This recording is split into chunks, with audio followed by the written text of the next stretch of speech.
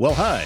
Today is Wednesday, July 23rd, 2025. I'm Todd Studer, and this is Morning Coffee. West Fair getting underway today. I know that a lot of 4-H kids are going to be showing their static exhibits today. Farm animals will be shown throughout the rest of the week, and tons of fun out at West Fair. Hope that you come out. I'm planning on seeing my old buddy Dan Olson from Sack of Lions play on Thursday. So that's on my agenda for tomorrow. On today's show, there is a conference coming up called the Heartland Developers Conference. The AIM Institute puts it on, and they are looking to expand a little bit more into Iowa, and that means this conference actually is being held on this side of the river. First time in 18 years that the Heartland Developers Conference from AIM will not be in Omaha. It's going to be in Council Bluffs, and it'll be at the Mid-America Center on September 30th and October 1st. To learn more about it, we are going to visit with AIM President and CEO Dala Alphonso, and also Jayme Busch, the Development Director for Iowa, both joining us on today's show to talk about the Heartland Developers Conference. Now, we're doing something special with this interview today. As many of you already know, I do produce two daily shows. One is this one, Morning Coffee, and the other one is called Local Roots, which is really designed for the more rural communities that we have around Southwest Iowa. Well, you never know where the next developer is going to come from. And that's one of the reasons why we wanted to get the word out to as many people as we can about this conference. So what we're doing is we're going to bring you the first half of this interview right here on Morning Coffee. And the second half of the interview with Dala and Jayme will be on the Local Roots show. However, usually I release the Morning Coffee, this show at 6 a.m. Every morning, and then Local Roots goes out at 8 a.m. Because of the special nature of what we're doing today, I decided that we're going to release both shows at 6 a.m. So you can watch the first half of the interview right here on Morning Coffee, and then right after that, at the conclusion of this show, you can watch the Local Roots show and see the second half of the interview. So you can catch the entire interview that way. And the goal, as I said, is to hopefully reach some more people. There might be a young person out there somewhere in a rural community in Southwest Iowa that might be dreaming of becoming a software developer. And this is the information that they are going to want to have. So that's the reason we're doing it, to try to get the word out a little bit wider. So that interview coming up very, very shortly. You know, navigating the healthcare system can be challenging, frustrating, and time-consuming for you and your family. That's where My Nurse Healthcare steps in. Nurse advocates provide one-on-one guidance and support every step of the way. With a dedicated nurse by your side, you'll get the right care from the right provider at the right time. Visit mynursehealthcare.com and let them take the stress out of healthcare. The person that I use to develop my website is Sue Pitts with Just Sue Creative, and she can help your business with website design, search engine optimization, content creation, and marketing, everything you need to take your company to the next level. It's very easy to do. Just go to her website, justsuecreative.com. By the way, look real carefully at that. It's a well-designed website. She has a button there that says free consultation. You click on that, pick a time that works for you, and presto, there you go. You have your free initial interview and consultation set up with Sue Pitts. So again, her website, justsuecreative.com. And if you're looking to elevate your wrestling game, join the best wrestler in Council Bluffs, where champions are forged. Founded by Olympian George Ivanoff and his father, elite coach Ivan Ivanoff, the club is built on three pillars: wrestling, academics, and career. Train with world-class coaches who produced Olympians, world champions, and national title holders, all at the Iowa West Fieldhouse, that state-of-the-art facility over by the Mid-America Center. Whether you're aiming for the podium or personal growth, the best wrestler is your path to excellence. Visit thebestwrestler.com to learn more. As we mentioned, the AIM Institute has their Heartland Developers Conference coming up very, very soon. In to tell us more, Jayme Busch, Development Director for Iowa for AIM, and also the man himself, Dala Alphonso, AIM President and CEO. Thank you both so much for being here. Dala, it's great to see you again. It's been a little while since we talked. I know, right? It's been 3 months maybe now? Since you How came time over, flies. yeah, you were over at a chamber event, and I saw you, and I think that might have been the last time. So, yeah, that's been a few months ago. No, actually, the last time was at the Infotech event, Oh, that's right. That What? which was was afterwards. at the Luminarium, and yeah. Yeah, which, by the way, was a phenomenal event. Haven't had a chance to actually pay the compliment directly to you. Well done. It was very well organized, and I heard tons of great comments about it. Well, all the credit goes to the team for being able to pull that together in less than 90 days. And Jamie was at the tip of that spear, so they did awesome. I'm just Well, the guy who shows up and is told what to do. yeah, and be humble while you do it. Exactly, Jayme. You have been working hard with the Heartland Developers or the conference. What is this, and who are you hoping will come and attend? So I'll say a little bit and then I'll turn it over to Dala because it's totally his space. But our Heartland Developers Conference has gone on for 17 years. I believe this is the 18th. It is all about developers, for developers, by developers. And I know nothing about developing, but Dala does. So, but it's this fall, and we're super excited to bring it into Council Bluffs at the Mid America Center. It's never been outside of Omaha, so we're excited to bring it over, the other side of the river. It's a very big conference. We're hoping 700-800 people. It's been up to Dala 1,200, I think, in the past. So we're really excited for it, and yeah, I'll Well, let Dalla, Dala tell tell me. you developing. Yeah. Yeah. Tell me about the decision to have it at the Mid America Center, because as Jayme said, first time out of Omaha. So, what went into that process?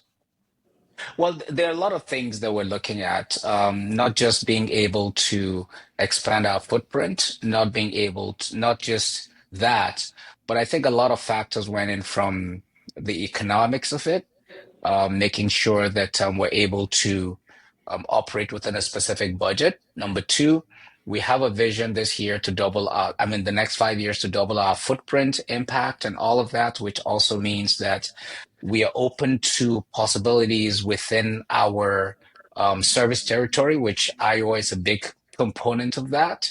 And then, one of the things that we've really been striving for is positioning AIM and AIM offerings in a way that it serves those that it matters the most to.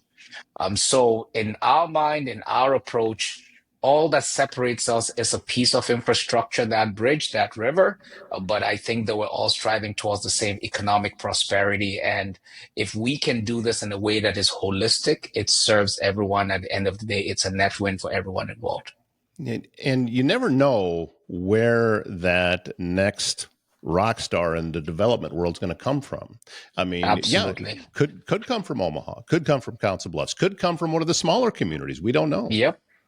Well, and it's funny listening to Jamie talk about development. So, when we start talking about development, the folks who are like Jamie's title is development director, which means she is in the development space, but her type of development is more in the business development concept. Then there is the real estate or property developers. Now, these groups aren't the ones we're talking about. We're talking about development as in the context of software engineering.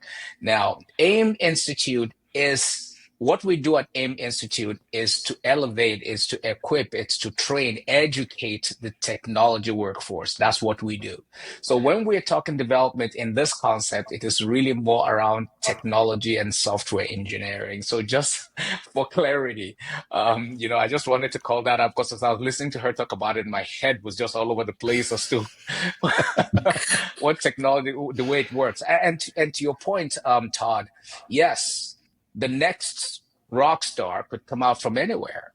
Who knew 10, 15 years ago the names that we celebrate today, right? But it's all about having the right opportunity, being a part of the right network, being on the right platform, connecting with the right people, advancing the right idea. All of those things are just the things that just enable us to be successful in what we do. So absolutely, we are open to wherever it is that we can be able to empower people to be successful. Yeah, you brought up ideas, and I'm going to make an assumption that ideas are going to be flying around at this event. When you start getting like-minded people in the same room that speak the same tech language, then they don't have to try and explain what they're saying to somebody like me. They're talking to someone who already understands, and that just elevates the conversations that can happen. Absolutely. You hit the mark right there because someone was asking the question was what exactly should we expect at this event? And then the typical, developer in this context would be like, oh, we'll talk about security, cloud computing, infrastructure. We'll do a little bit of architecture, maybe some data, some data science, a bit of artificial intelligence or machine learning, or we can do some programming languages and frameworks or software development lifecycle, emerging technologies. Maybe we'll touch a little bit about CI/CD, DevOps, and any of the other things that are coming around like microservices, micronauts, or Kubernetes. Halfway through that, you've lost half your crowd. I was But wondering if that was still English because Yeah. I'm like, nope. but the beauty is that when you start talking like that, these developers get excited. That is their stuff. You know, they're kind of like, yes, yeah, yeah. So this is where that group gathers. And so it will be really exciting. Looking forward to kind of like resetting this back to the preset for what it was created in the first place. I've also heard, I listen to and watch a lot of podcasts myself, and an overall theme that comes around is that if you're the smartest person in the room, you're in the wrong room. I think it's Absolutely. going to be pretty easy to be in the right room here because you've got, I mean, the brain power that's going to be sliding around, and whether it be on the stage or whether it be folks that are taking in some of the different talks that are going on, this is high end stuff. Yes, it is. It is high end, it is in depth, it is very thorough. As a matter of fact, one of the things that we're doing is we've put together a steering committee of individuals who have a background in that type of development. Some of the folks who are part of the steering committee that are curating the types of topics that we are going to be discussing are people who have been in that space for 20, 30 years.